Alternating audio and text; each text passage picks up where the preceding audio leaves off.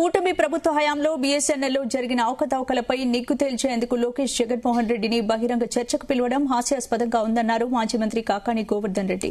విద్యాశాఖ మంత్రిగా సమయం వేదిక చెబితే ఎమ్మెల్సీ పర్వతరెడ్డి చంద్రశేఖర్ రెడ్డిని బహిరంగ చర్చకు పంపుతామని ఆయన అన్నారు. శుక్రవారం జిల్లా కలెక్టరేట్ కార్యాలయంలో డీఆర్ఓను కలిసి డీఎస్సీలో జరిగిన అవకతవకలపై సీబీఐ విచారణ జరిపించాలని వైసీపీ శ్రేణులు కోరారు. క్రీడల వైపు చూడని వారికి, అసలు చదువుకోని వారికి ఉపాధ్యాయ ఉద్యోగాలను అమ్ముకున్నారని ఆయన ఆరోపించారు.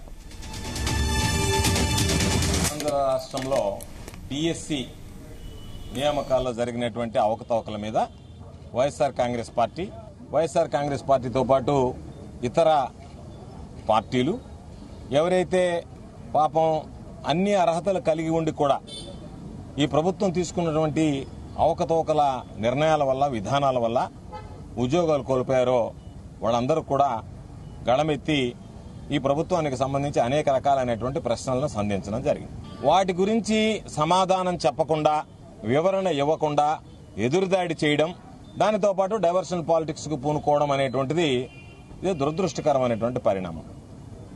లక్షల మంది నిరుద్యోగులు ఎన్నో ఆశలు పెట్టుకుని ఈరోజు డిఎస్సి పరీక్షకు హాజరైన తర్వాత జరిగినటువంటి సంఘటనల పట్ల కలత చెందుతూ ఉంటే దానికి ఎవరు నైతిక బాధ్యత వహించాలి అని చెప్పి ఈ సమాజంలో ఉండేటువంటి అన్ని వర్గాలు ప్రశ్నిస్తూ ఉంటే అటు విద్యాశాఖ మంత్రిగా ఉన్నటువంటి లోకేష్ గారు స్పందించడు, ముఖ్యమంత్రి గారు మాట్లాడరు, దాని మీద విచారణ చేపట్టరు.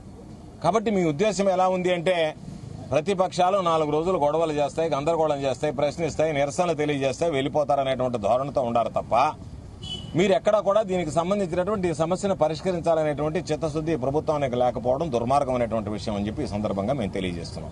ఈ రోజు నెల్లూరు నగరంలో ఉన్నటువంటి దానిలో ఒక ర్యాలీ నిర్వహించాం. విద్యార్థులతో అదేవిధంగా యువతతో బ్రహ్మాండంగా సాగింది ఆ ర్యాలీ. అందరూ కూడా పాల్గొన్నారు స్వచ్ఛందంగా వచ్చి. ఆ రోజు మేము చెప్పడం జరిగింది. మేము కూడా మరలా చెప్తున్నాం. మాకున్నటువంటి డిమాండ్లు ఎవరైతే విద్యాశాఖ మంత్రిగా ఉన్నాడో డిఎస్సీలో అవకతవకలు జరిగినప్పుడు బాధ్యత వహించి వెంటనే లోకేష్ అనేటువంటి వ్యక్తి రాజీనామా చేసి ఆ బాధ్యత నుంచి తప్పుకోవాలి. జరిగినటువంటి అవకతవకల మీద సీబీఐ విచారణ జరిపించాలి. లోపాలుంటే సవరించి మరలా మీరు వాళ్ళకి సంబంధించినటువంటి నిరుద్యోగులు ఎవరైతే అవకాశం కోల్పోయారో వాళ్ళకి న్యాయం చేయాలి. వాటితో పాటు ఈ రోజున్నటువంటి విద్యా దీవెన, వసతి దీవెన తాలూకు బకాయిలు ఏదైతే ఉన్నాయో 9,500 కోట్లు తక్షణమే విడుదల చేయాలి. మీరు ఇచ్చినటువంటి హామీ ప్రకారం నిరుద్యోగ భృతి ఏదైతే 3,000 రూపాయలు ఇస్తానన్నారో ప్రతి నెల ఆ 3,000 రూపాయల నిరుద్యోగ భృతిని తక్షణమే నిరుద్యోగులకు అందించాలనేటువంటి ప్రధానమైనటువంటి డిమాండ్లతో ఈరోజు మేము ఈ కార్యక్రమాన్ని చేపట్టాం.